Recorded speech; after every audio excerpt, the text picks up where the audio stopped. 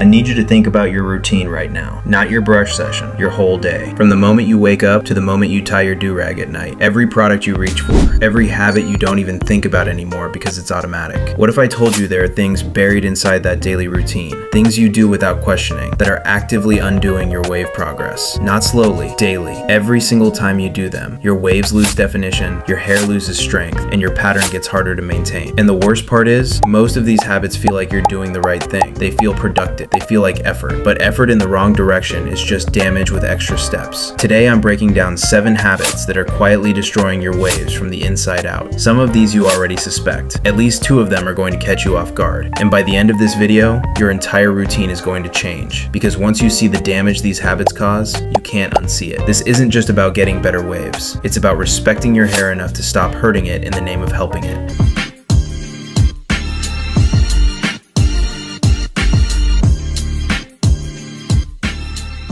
Habit 1. Overbrushing. Let's start with the one that's going to be hardest to hear because it attacks the thing every waver believes in most. Brushing. You've been told more brush sessions equals deeper waves. So you brush in the morning, you brush at lunch, you brush before bed, you brush while watching TV. Some of you are putting in 300, 400 strokes a day thinking that's dedication. It's not dedication, it's destruction. Every stroke of the brush creates friction on the hair strand. Controlled friction in the right amount trains the wave pattern. Excessive friction weakens the strand at the root, lifts the cuticle, and causes breakage, which means you're brushing hair out of your head faster than it can recover. If you're seeing short broken hairs on your brush after every session, that's not shedding. That's your brush snapping strands that were too weak to survive another round. The fix is discipline, not intensity. 2 to 3 focused sessions a day, no more than 10 to 15 minutes each, with a brush that matches your hair's current length and texture. Short hair gets a hard brush, medium gets medium. If you're using a hard brush on hair that's past the wolfing stage, you're tearing it apart. Consistency over volume, every time. Habit 2, skipping moisture. Here's what most wavers don't understand. Your waves are not made of style, they're made of hair, and hair is biological material that needs water to stay flexible, strong, and trainable. When your hair is dry, the strand becomes rigid and brittle.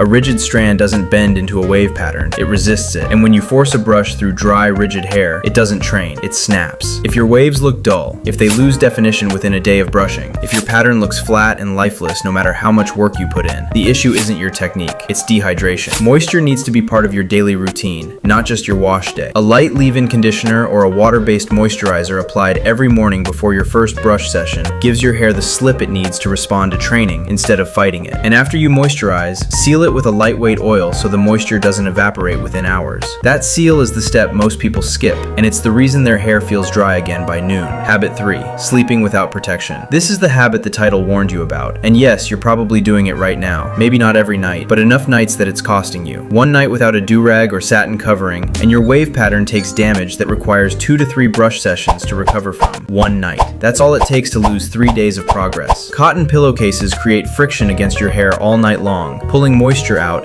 and disrupting the cuticle direction you spent the entire day training. Your head moves 10 to 30 times during sleep. Every movement without protection is your pillow undoing your brushwork stroke by stroke. Do-rag every night, no exceptions. And underneath it all, a satin pillowcase as your backup layer for the nights when the do-rag shifts or loosens. This isn't optional if you're serious about your waves. It's the minimum standard. If you just realized you've been guilty of at least one of these so far, subscribe. I put out real wave care content every week that goes deeper than the surface level tips you see everywhere else. We're only halfway through. The next 4 habits are the ones that'll really change your routine. Habit 4, using products with harsh ingredients. You picked that pomade because the label said wave enhancer or for natural hair, but did you flip the bottle over? Because on the back of most of those products you'll find sulfates, alcohols, and petroleum-based ingredients that are suffocating your scalp and stripping your hair every time you apply them. Sulfates dry your hair out. Alcohols evaporate what little moisture you manage to put in. Petroleum sits on top of the follicle like a cap,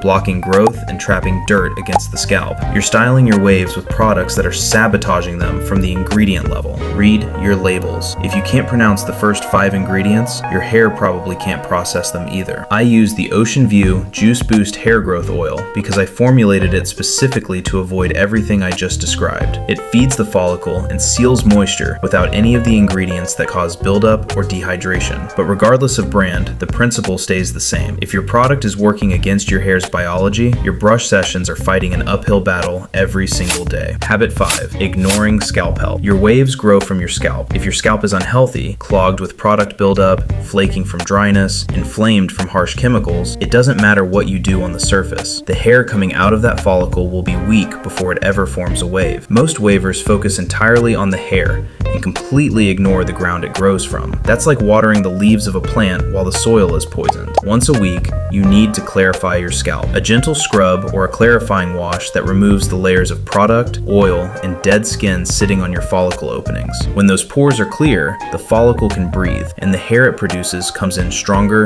and thicker. Habit 6. Wolfing too long without maintenance. Wolfing builds depth. Everyone knows that. But there's a line between strategic wolfing and neglect, and most people cross it without realizing. When you wolf past the point where you can still control and maintain your hair, the wave pattern starts to lose its trained direction. The hair gets long enough that it begins curling randomly instead of laying in the pattern you brushed into it. You end up with a head full of length but no definition, and when you finally cut, the waves underneath aren't as deep as you expected because the hair spent weeks growing in the wrong direction. Wolf with a plan. Set a timeline, 4 to 6 weeks for most textures, and during the wolf, keep brushing, keep moisturizing, and keep compressing. Wolfing doesn't mean you stop maintaining. It means you stop cutting while you increase maintaining. Habit 7. Comparing your waves to someone else's. This is the habit that doesn't live on your head. It lives in your mind. You scroll through Instagram, you watch wave check videos, and you compare your pattern to someone with a completely different hair texture, density, and curl type. Then you feel like your waves aren't progressing because they don't look like someone else's. That comparison kills your consistency. It makes you switch products unnecessarily, change your brush routine chasing someone else's results, and sometimes quit altogether because you set a standard your hair was never designed to match. Your wave pattern is determined by your curl type, your hair density, and your follicle shape. No two heads are identical. The waves you're capable of growing are yours, and when they come in fully, they won't look like anyone else's.